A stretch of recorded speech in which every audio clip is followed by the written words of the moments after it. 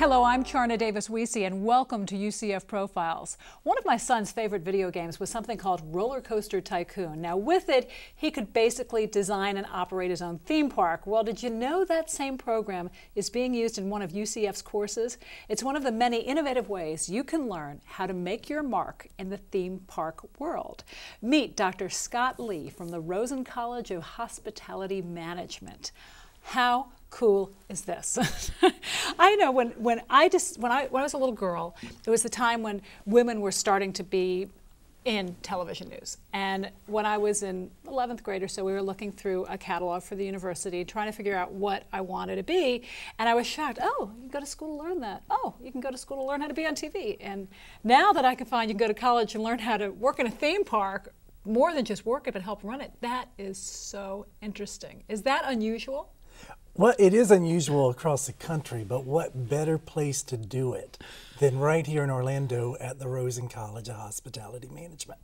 And when you think of it, at first it almost seems like something you laugh about, but it's very serious. There is so much, these are massive businesses with very detailed organizational problems and mechanics, and this is probably a wonderful way for a student to break into more than just an entry level. There's so many wonderful opportunities for our students in this industry, but you're absolutely right. The business is huge. There are a ton of details. How do you manage the details with it looking like there's really no details at all to it? That's tough. And that's some of the things that we teach our students to do with some of the different courses. Now, it's almost like running a city, it seems. You know, you think something like Disney or Universal, it's probably bigger than some cities. Some of them are bigger than cities. Definitely Walt Disney World is bigger than probably many cities. Universal is also bigger than cities, and even SeaWorld is bigger than a lot of cities. So when somebody is coming into this, are there particular type of personalities you see in the students that are really, really into it? Any anecdotes, any stories, things of kids you've met? Well, there really are lots of different kinds of students and personalities that get into the industry. The natural ones that fit really well are ones that are just people. They love people, they love making people happy. They're a natural fit for all kinds of different things. Some of our students, though, are not really people at all. They're the students that really like being on the edge and coming up with that new thing, the next biggest thrill, because a lot of things in our industry of theme parks is technology driven. So you need people that are on the edge of technology as well. There's so many different things, and so many students, they get started in one area and they find out this is really where I want to be, is over here in this different area. And so we have students that change back and forth. So there's room for almost anybody. I was reading when I was getting ready for the show, I was reading some of the research about a student whose parents were like Mr. and Mrs. Disney. Do you know which story I'm talking about? I'm not sure, because we have a number of them actually that are like that. I mean, they have Disney rings and they always went to Disney, and he was raised his whole life with it being very important, and that's why he wanted to get into the theme park business. I talk to students all the time who the reason that they've chosen this particular track at the Rosen College to study really is because they grew up going to Walt Disney World, and it was a fantasy every time they went. And we kind of dash their hopes and show them that there really is a lot of work, and it's not just a fantasy working there, but they have a ball doing it. And a lot of it is because of those childhood dreams and wishes that they came up with back 15 years ago, and now they get to fulfill it in a different way. You know, talking about the Roller Coaster Tycoon, and it's actually in one of the classes. And what a fabulous video game that is, because it teaches the kids the entrepreneurial part of it. It is an amazing tool. When I came across that game actually about 4 years ago, it was the very first version of Roller Coaster Tycoon. I think we're up to Roller Coaster Tycoon 4 now. Yeah. There's so many different versions. But I got a copy of the game and just started playing with it myself and realized... So this was your doing. This brilliant stroke of genius was your doing. Okay, so you got it. I got it, and I started looking at it and I realized this is realistic. The graphics may not at the time have been super great, but the things you had to do as far as setting prices, as far as hiring different levels of staffing, as far as picking up trash off of the sidewalks. That's what my son said. He said, "Mom, you have to make sure someone cleans up the puke." That's what he said from the roller coaster. Yeah, it's amazing. Most people, when they found out that we were playing this game in the course, they thought, "What? That's just a game, and what's the object? To build the biggest roller coaster?" That's such a small part of the game. The real game is managing all of the different pieces you have to manage at a theme park just to make the business work and to keep the guests happy, so they come back and so they tell their friends and neighbors, so their friends and neighbors come back, and it's a wonderful tool because the students can't forget any details. Don't you start out with, in the game, just like in the real world, with a budget? And then you have to make more money to expand your theme park. Absolutely. Or maybe even lose money in the game. You can lose money, you can borrow money. Of course, if you borrow money, there's expenses with that as well, just like in real life. So it's a fun thing. It's one of the interesting things is it's a fun game, but it's also intense. We get students who love it, and we get students who really hate that game. Because if they're not technical on the game, they just have a difficult time getting all of those pieces together.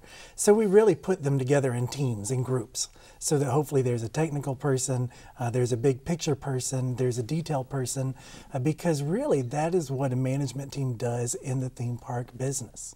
That's something, it seems to be a recurring theme in so many of the courses that we've been talking about on this show. For example, the digital media, or where the students really learn to make a video game work, to make a theme park work. It takes hundreds of people to work together. It really does. And one of the great things about having a program on theme park management here in Orlando is that the students, not only do they get to learn that in the different classes that we have, and we have a half a dozen different courses specifically on theme park management, but they actually get to go work in the industry, and the things they learn in the classroom, they get to take to work with them. The things that they're seeing at work, they get to bring back to the classroom, and it makes for a really energetic and dynamic learning experience. I bet that employers love when somebody comes to their doorstep looking for a job with that kind of working knowledge, that they don't have to do as much training. They love it so much that we have specific programs set up for students at the Rosen College to enter into internships at the different places here in town, whether if it's Walt Disney World, Universal Studios, SeaWorld, even some of the smaller attractions. We have specific internships set up, and they are absolutely some of the best internship programs that I've seen anywhere in the country. You know, that's what you did your doctoral thesis on. Yes. And as I mentioned to you before the show, I think that internships, that kind of work-study type program, is so vital. Really makes the whole career come to life to you, and gives you so much information you really can't get in a classroom. Well, that's true, and what I found in this particular study was, and it really just kind of piggybacked on other studies that were done previously that found the same types of things, is that students early on in their educational career, they tend to learn more in the classroom. As they go through different stages, going from a freshman to a sophomore to a junior to a senior, and especially at the Rosen College, where a lot of our students do work at least part-time in the industry, they get more real-world experiences. They're able to apply the things they learn in the classroom. The more they progress through the program, the more everything just comes together. Sometimes in a big aha moment, sometimes in lots of little aha moments, but it really comes together, and they get to go full circle and see, okay, I learned the theory about this in class, but I really see it practiced, and I see how it works in the real world. And why I had to learn that. Absolutely. I was reading about one of the young women in your program, and as she's studying, what she's doing is she's driving one of the little cars through the animal kingdom, and really getting to see what it's all about, not only being the management side, but the people enjoying it.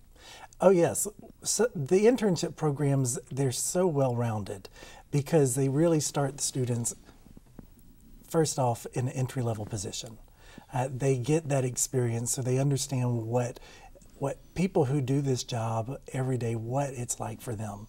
But from there, they get to grow and progress very quickly into a supervisory role, where most of our students who do that, they're managing departments of 75, 80 people, which is huge for someone who's 21, 22 years old to graduate, have a degree in hospitality management, but also have experience on their resume of managing and supervising 75, 80, sometimes 120 people. And how brilliant is it of the attractions to work with you and help really create their own flow of new employees? I've got to tell you, I have a nephew who's a wonderful child, Eagle Scout, does everything you can imagine, and he called one day. He said, guess what? He was at the University of Nebraska, and they came in and they had auditions, and the best of the best were coming to work at Disney for the summer. And he got it, and it was the best of the best. They picked the cream of the crop. It was such a hard thing to get. He comes here, and they charged him to live there. They charged him to eat. They charged him to do his laundry. He worked basically for nothing. He was coming to our house to do the laundry because he couldn't afford to do his laundry. He loved it. He absolutely loved it and learned so much. So it was kind of a win-win. It was like we were thinking, how is he living? He owes them money for his laundry, but he just enjoyed it so much. It was brilliant business-wise. Well, and here's the great thing about this situation for students at the Rosen College. They can do the same types of learning experiences. And get paid. They get paid for it. They're already here. They don't have to pay for additional living expenses, additional laundry expenses, additional food expenses. They're already doing that.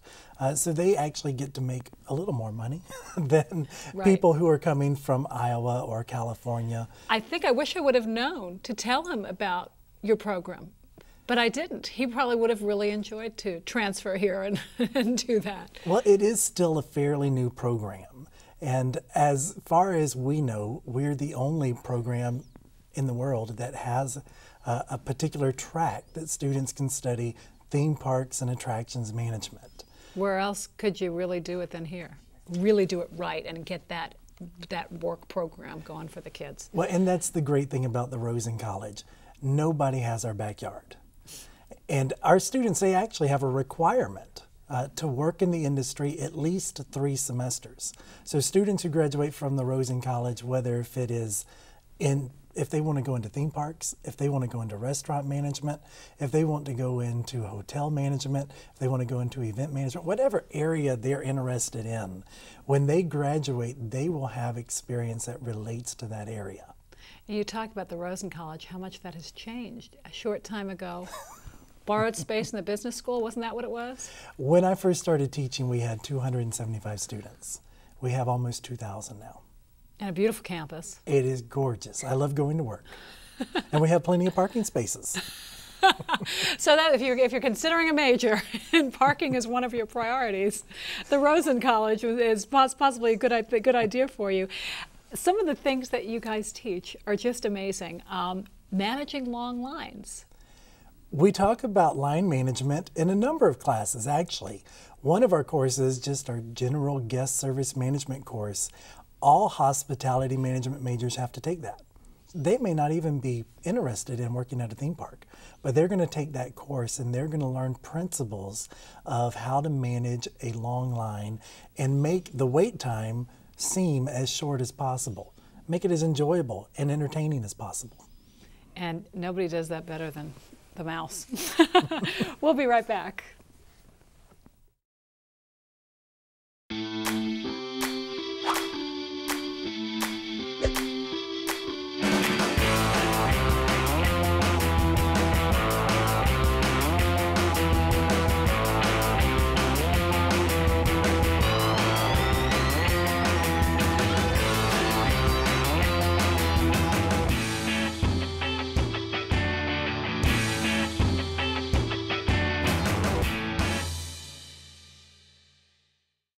We're back. We're talking with Dr. Scott Lee from the Rosen College of Hospitality Management, and we're talking about the career track to learn about theme park and attraction management. And we're talking about the managing of long lines.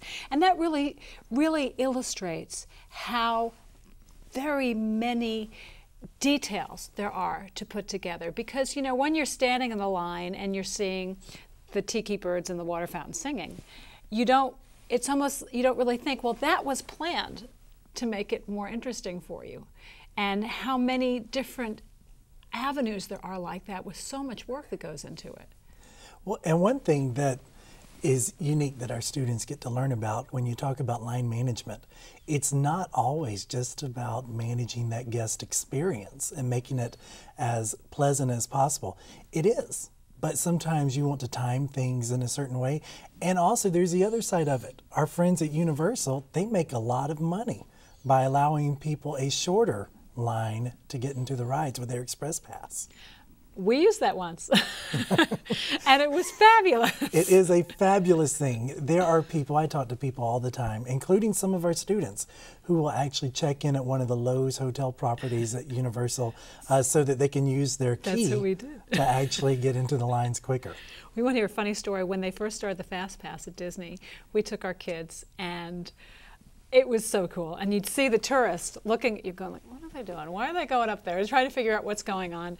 So we got our little Fast Pass for whatever it was, Peter Pan's ride or whatever. And my husband said, you know what? We want to go to such and such. It was all the way across the park, maybe the haunted house or whatever.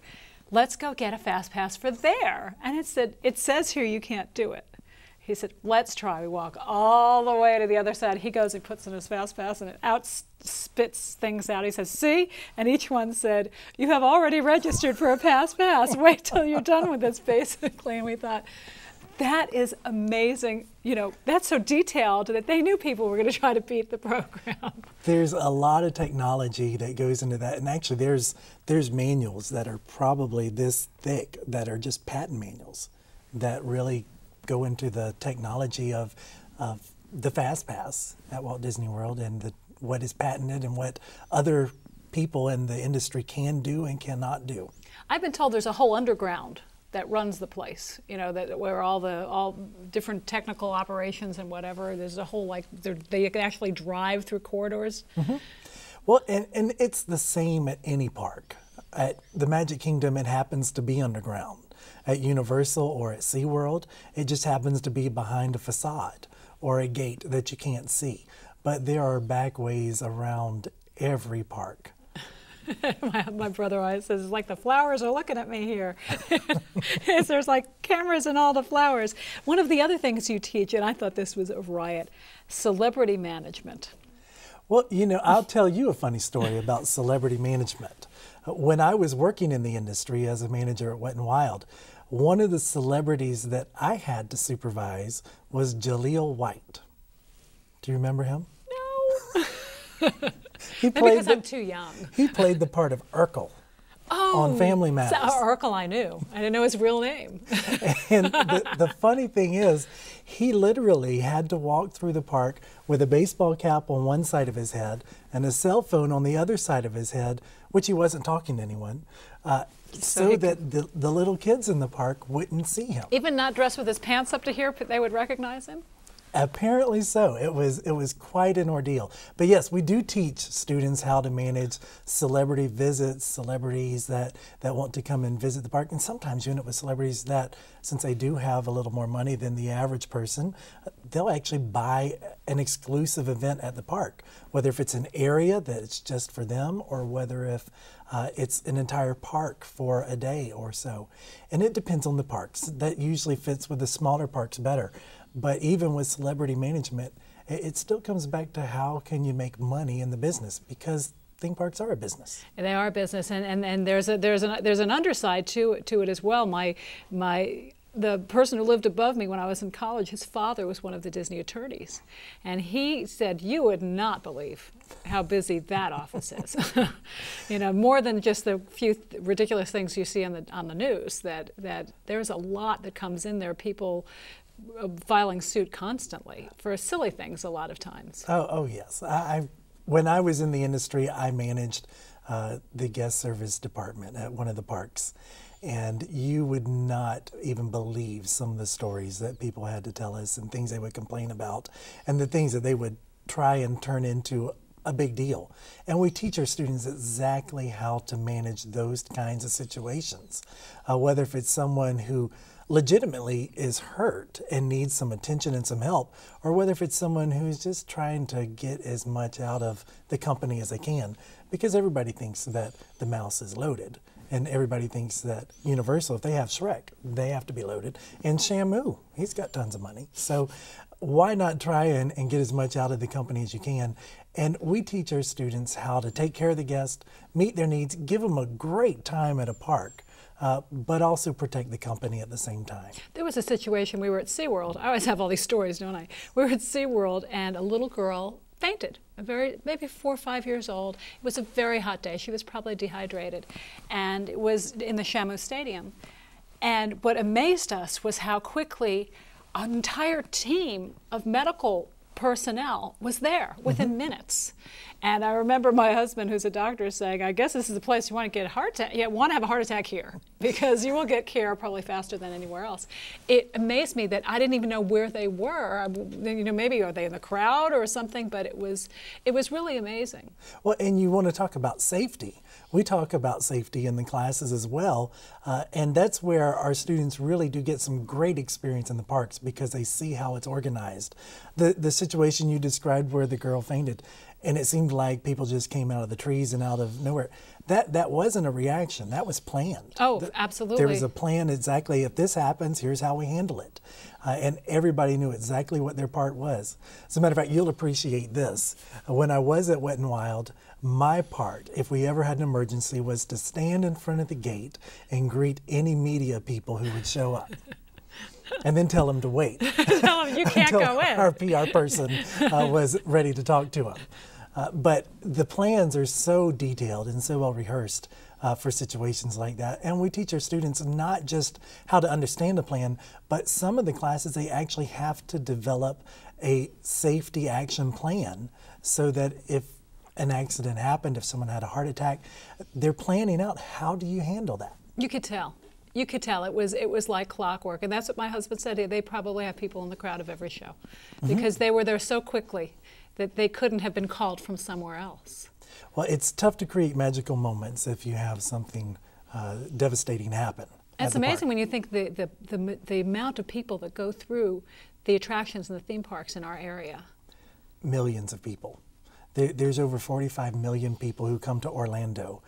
And there are other reasons to come to Orlando than the theme parks, but the theme parks are definitely number one. That's why people come here most of the time. You know what I wanted to ask you, Scott, is that every time I drive down there and I see all these hotel rooms and I see all these theme parks, and maybe we live with it and you kind of become a little bit jaded, I think, how do they keep them coming back? How is it, you know, year after year after year, millions more people keep coming back? It's amazing. Those hotel rooms get filled. Well, you know, you mentioned that. That's another class that we teach. Product development in theme parks and attractions. We talk about the product, which is part of that equation. If we had the same rides at Walt Disney World now that were there in 1975, people probably would not be coming back. They wouldn't be coming back. But the people here in Orlando at all of the parks are really good at gauging what do the guests want to do and putting the right entertainment mix in their parks so that people do come for the first time and then they come back, and especially after they've come back once and they say, wow, they've changed this. Oh, you missed it all. You couldn't get it all. You couldn't get through it all. Right. Then they come back even a third and a fourth time. And of course, the other side of that, we teach in all the classes really at the Rosen College, which is managing that guest experience so that people do enjoy their time here and they want to come back. Because really, it's part of it is about the product, but a lot of what we do in hospitality, and especially in the theme parks, is we create experiences. We let those families come and they have a memorable moment that they never would have had at home. We let them do things that fulfill a dream in some sort of a way. And it's a wonderful business to be in.